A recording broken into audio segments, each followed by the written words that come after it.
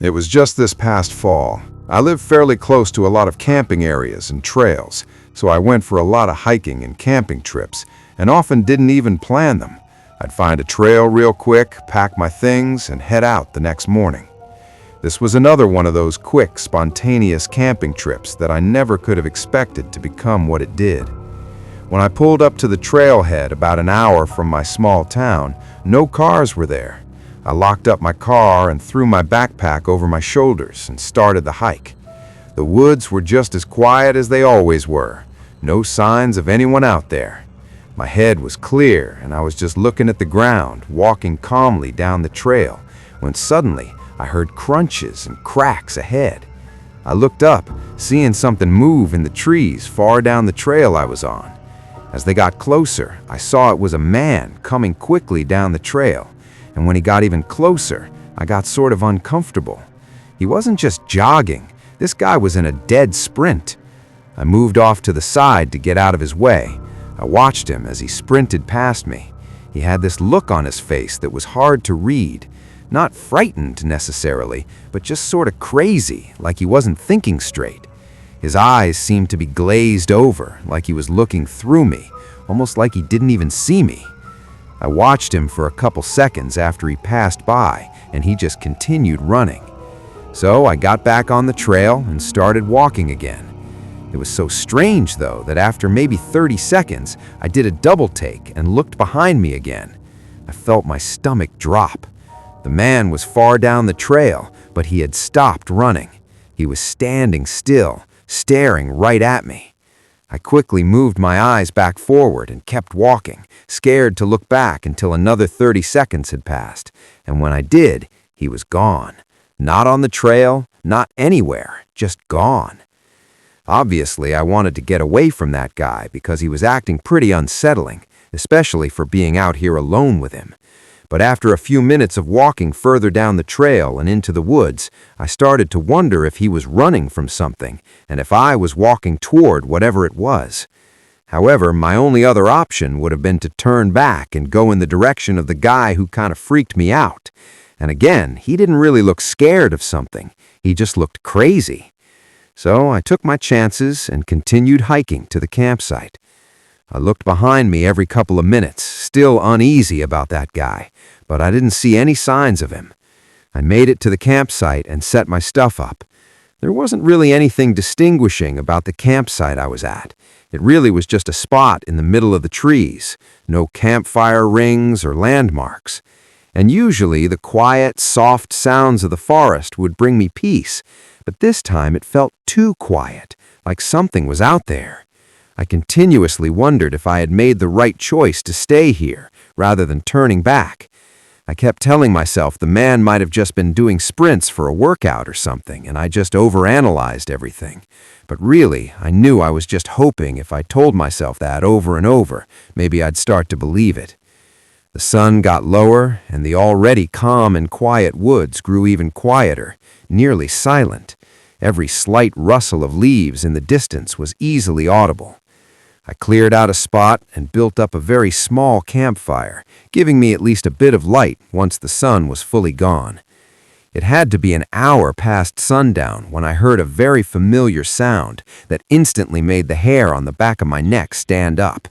Footsteps sprinting through the woods, maybe 100 yards out from the campsite. Too far to see anything, but I was sure it was human footsteps, not just some animal. Each step was distinct.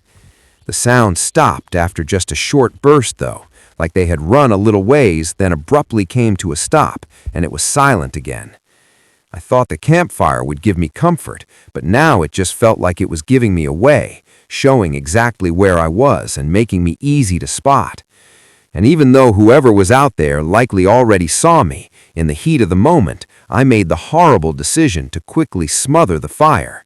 Suddenly, it was pitch black. I stood still, waiting for any sounds, hoping to hear the person walk away or even run away. I didn't care as long as they left.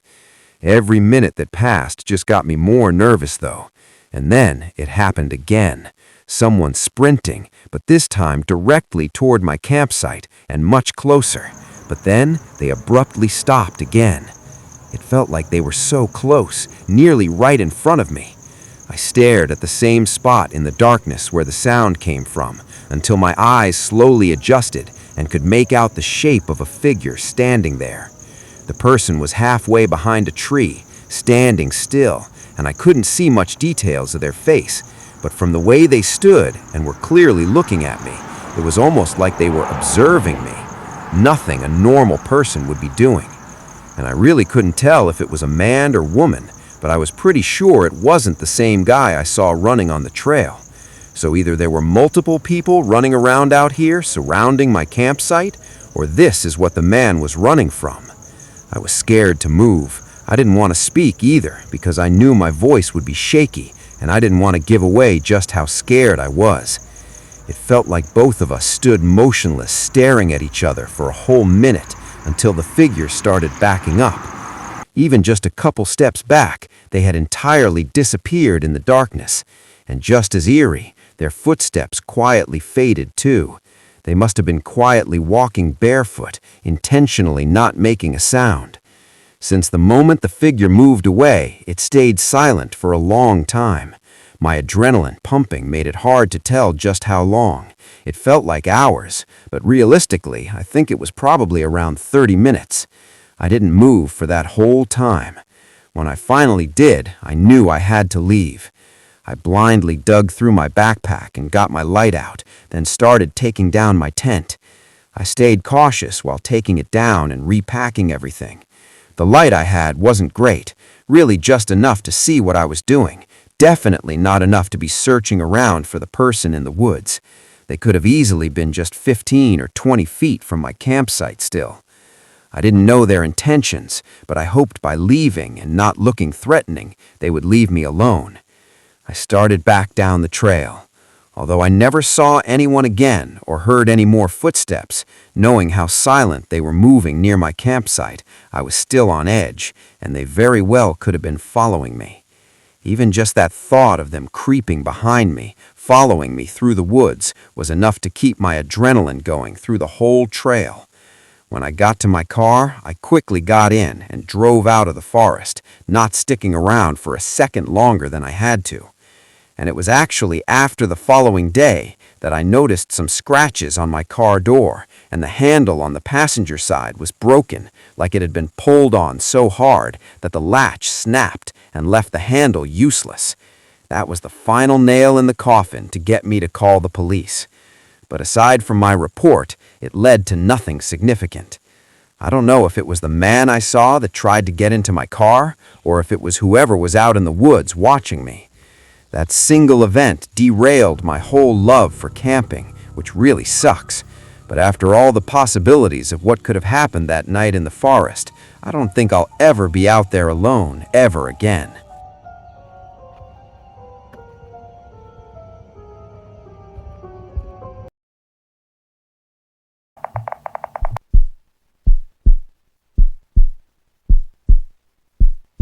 I was backpacking alone through a state forest. This area and whole trail really was regulated to where it had designated campsites that you had to reserve. However, it was a long trail, I think 80 miles if you were to backpack the whole thing. So as far as how often any rangers came through to service it, it was probably very rarely. The designated campsites were more for bear safety and just keeping the forest clean, as well as to ensure there's a record of how many people are out in the wilderness and for how long. Regardless, I did my due diligence and reserved 2 campsites, one at the 12-mile mark and another at the 26-mile mark. All the individual sites were very spread out, so I think the closest ones to me were a mile or so away. I made the long hike up to the first campsite, arriving midday and resting for the rest of the afternoon.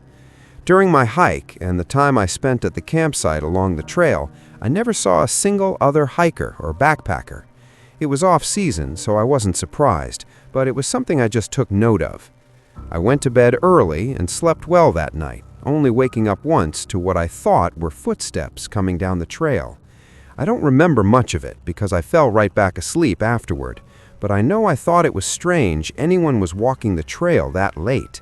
It was probably 2 or 3 a.m., but it didn't bother me enough to ruin my sleep. I woke up early, had breakfast and a cup of coffee, then packed and headed to the next campsite. The trail was as empty as it was the previous day. This hike was 4 miles longer though, further and deeper into the forest and with more elevation, which meant I didn't make it to the next campsite until late. The sun hadn't gone down yet, but by the time I had my tent up and my fire going, it was getting dark. I still hadn't seen anyone that whole day, which at that point it was a little strange just how inactive it was. I tried to just enjoy the silence while I had the chance, though. Several hours went by.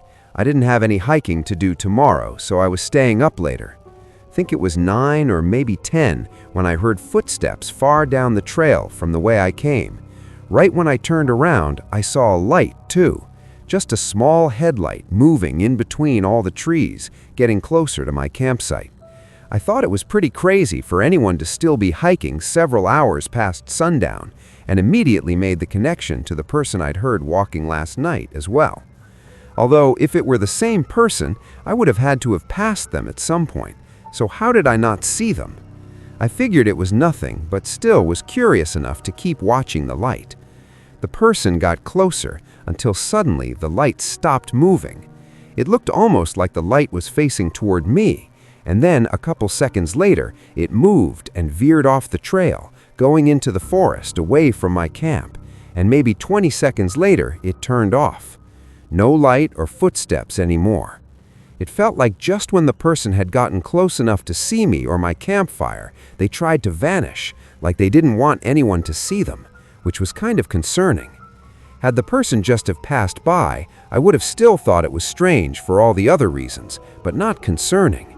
What the hell could they possibly be going off the trail for in the middle of the night and turning off their headlamp? Not to mention, it was just when they had gotten in view of my campfire. I kept looking in that direction for, I don't know, had to be 15 or 20 minutes, but after the light shut off, I didn't see anything. I guess I thought after so much time had passed, the person likely set up a small campsite somewhere out there just to sleep. Maybe they had reserved a camp a couple miles north and started running behind, so with it being late, they just stopped for the night, coincidentally right near me. It still didn't explain the night before, but there was no way to know if it was the same person. An hour passed. I'm not sure why I was still awake tending to the campfire. I didn't get tired for some reason, like my body wanted me to stay up, so I listened to it and stayed awake. Whatever the reason, I'm thankful for it, because suddenly I heard something behind me. It was a very quiet crunch of leaves just beyond my camp, like a person trying their best to take a silent footstep. It was close too, way too close for comfort. I jumped up and looked out but couldn't see anything. Whoever was out there immediately stopped moving. I quickly reached into my bag and pulled out my flashlight, shining it straight into the forest. Standing eerily close, just 10 yards from me, there was a man. Right away, I noticed he didn't look at all like a hiker or backpacker. The guy had normal clothes and no backpack. And strangely, he didn't move when I shined the light on him, like he hoped I still somehow didn't see him. Wasn't until I called out, "What the hell are you doing?" that he hesitated, like he was about to run, but then decided to just walk toward me. His face grew into a smile, and as he got closer, something was off. Something was familiar. I recognized him from somewhere, but I didn't know where. And then he said my name, greeting me like we were good friends. And although I was sure I'd seen this guy somewhere before, I knew that I'd never talked to him or introduced myself or anything, like I'd only seen him in passing or something and nothing more. So how did he know my name? And why was he out here creeping around my camp? I realized whoever this was had been following me, not just tonight, but the last several nights, long enough to have followed me all the way out to the trail and into the forest, which explains why he didn't look like a backpacker at all. He'd likely been trailing behind far enough that I'd never notice him, and then would walk around at night looking for me when he thought I'd be asleep. The man was still smiling and walking closer as everything came together in my head in just those few seconds. He said my name again, this time saying it as if confused why I was acting so scared. I backed up and grabbed my bag. The man's face fell flat, and he asked what I was doing now in a monotone voice. I didn't answer, strapping my backpack on and moving toward the trail. He said my name one more time in an aggressive yell before his footsteps started getting quicker. I bolted down the trail, keeping my light off to try and lose him, but thankfully he didn't seem to try and chase for very long, running on the trail behind me for 15 seconds, but never really leaving the campsite.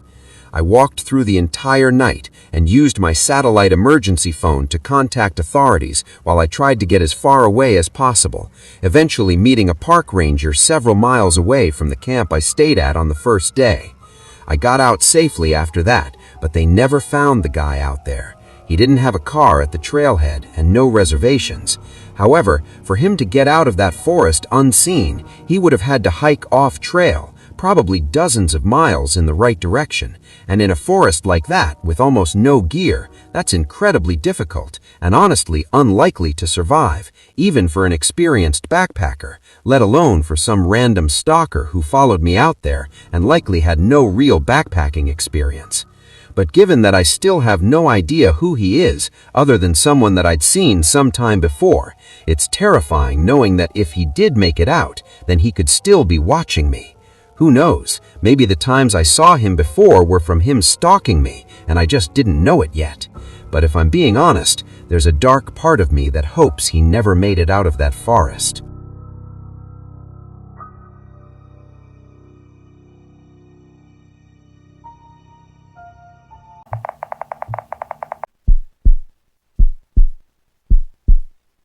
A few years ago, I was in between jobs and not having all that much to do.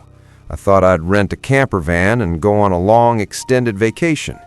I ran all the numbers, and while I could have used my savings and flown somewhere nice for a week, with the van, I could take a 3 or 4 week vacation. And I wasn't a city person either. I loved nature and wanted to get out and try camping in a slightly safer and more accessible way.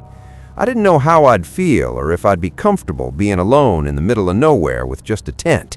But being in a secure metal box with the ability to drive away felt like it'd be better, at least for my first couple of times.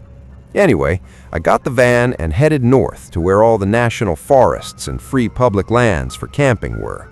The first couple of days of traveling, I ended up staying the night at truck stops just to sleep and continue driving. I think I was trying a little too hard to have my first campsite be some spectacular place rather than just paying for a nice campground or something where I could settle in and figure out exactly what I was doing. But it was on my third day that I finally had a chance to camp in the wilderness. I was on a long stretch of road with nothing but public lands for miles in all directions. There was an app I was using to try to find campsites others had stayed at, and I had a few marked on my GPS just in case one didn't work out. But what I didn't plan for was that none of them did. Every time I'd reach one of the spots, there was nothing there. No trail, no other campers, just nothing. I must have driven an hour on this unpaved, rugged road, failing to find any of the campsites I'd picked out. I began getting frustrated, knowing I was getting really far away and it was getting late. I felt like I was racing against the sun because I knew once it was down, finding one of the seemingly invisible trails would be impossible. I couldn't even go on the app to look up different nearby campsites either because I no longer had service. I would have had to drive an hour back just to find some more campsites that might not even be there. So I kept driving, and after a while, I happened to barely see a path leading away from the main road. I was already 30 minutes past all the campsites I had marked, and this was the first trail that I'd found. It looked even more rugged than the current road I was on, but the van could definitely fit. And while I couldn't check the app to see if this was a campsite others had stayed at, I figured it had to be, as it was connected to the same road that all the other ones were supposedly on. I backed up and pulled onto the trail. My headlights lit up the way as I slowly drove through the trees and down the path. It went on for about 5 minutes, and then I reached the end. Just a single small spot, barely large enough for the van to fit in. There were no other little paths going to different campsites. It was just this one, which to me, for my first time being out in the wilderness, was unsettling. I hoped wherever I'd stay would have other campers nearby just so I'd feel comfortable. Being entirely alone just felt a bit much for my first time. I stayed parked for a few minutes, sitting in the front seat still and looking out into the woods. There was this really dreadful feeling in me about this place. I hated how alone I felt, and my gut was telling me to leave, that something wasn't right. On any other normal day, I would have pulled out, reassessed, and found somewhere else to go, but I was so frustrated that I just settled. I also thought, since it was my first time being out here, maybe my mind was panicking more than it should be simply because I was out of my comfort zone. I turned off the van and moved to the back. It was already dark out, so there wasn't much I could do outside of the van until the morning. I laid on the bed for a minute to relax after the drive, but then I heard crunching steps outside the van, and before I could even get up, there was a loud knock at the driver's side window. I'd only been there for a few minutes, so I was sure it had to be another camper. I must have missed them while driving down or just didn't see the other campsite. I walked up to the front and saw a man standing by the door, peering through the window at me. He gave a short, sort of awkward, not trying to bother you smile. I asked if everything was okay. He said yeah, that his name was Mike, and he just wanted to swing by and say hello to his neighbor before it got too dark. Now, of course, I was new to all of this, so I wasn't sure if this was common courtesy or what. A few things struck me as strange, though. One is that I still had no idea where he was camping or how he was this close to where I was. And two is that it was already dark out. The sun had been down for a while. Lastly, the man was very twitchy, shifting around a lot, and his eyes constantly darted over my shoulder, like toward the opening into the back of the van. Kind of like he was expecting or waiting to see someone else come up behind me, which just made me more nervous about being alone. I said, "Thanks for stopping by," being nice but trying to cut off the conversation because of the weird feeling I was getting. As I started to back away from the window, I noticed the man didn't move. He kept his feet planted and watched me move into the back of the van. I waited 15 seconds before peeking through the curtain, and when I did, he wasn't there. Immediately, I started looking out the smaller windows around the van, looking for any lights or something to show me where his campsite was, or even where he walked off to. Surely he had a lantern or flashlight to walk through the woods with. I was able to look out pretty much every side of the van, and I didn't see any lights at all, or see him walking around anywhere. The trees surrounding my van were all dark and quiet, no signs of a camp being nearby. I thought about leaving again because, of course, it didn't feel great being alone in the middle of the woods with this guy that gave me a strange feeling, but I thought if I could just see where he went or where he was staying, I'd feel a lot safer, like he wouldn't be able to sneak up on me so easily next time. I checked out the windows for maybe 20 minutes, circling around and never seeing a thing, before I realized if I couldn't figure this out, then I would have to leave, and I really didn't want to go through all of that again. So I decided to get a better look. I went to the front, opened the door, and stepped outside. It was extremely quiet and nearly pitch black in all directions. Even the trail I came down was hardly visible. I stood there and turned my head, looking around for any signs. I felt this looming, uneasy feeling in the air that made my whole body have chills. Again, my gut was telling me to leave, and that's when I heard a short shuffling sound from right behind me. I moved to the other side of the van and looked around, not seeing anything. The sound came from right behind me, though. I hesitated, then slowly knelt down, looking under the van. I only caught a glimpse of the man's eyes looking back at me before I jumped up and ran back inside. I heard him call out, and the van shook a couple times as he crawled out. I only got in a couple seconds before he jumped up and started banging on the door. He was still twitching in strange ways, and his eyes had a savage, an animalistic, violent look. It almost reminded me of animals with rabies. That's how insane he looked. He was punching the window with everything he had. I turned the van on and started driving. I could hear him trying to grab onto the van, still trying to get in. The trail out was rough, and I really couldn't afford a flat tire or getting stuck with this guy chasing me. So several times as I was trying to get out, the man caught up and tried to break in still. But it was around halfway that I'd gotten enough distance and was able to get back to the still rugged but better road. I drove 2 hours back to a small town. I didn't sleep at all that night thinking about what had happened. I genuinely think if I had stayed or the man had gotten in, I never would have been able to leave that forest and probably never be seen again. The look in his eyes and the crazy, sadistic behavior he had once I found him hiding still terrifies me to even remember.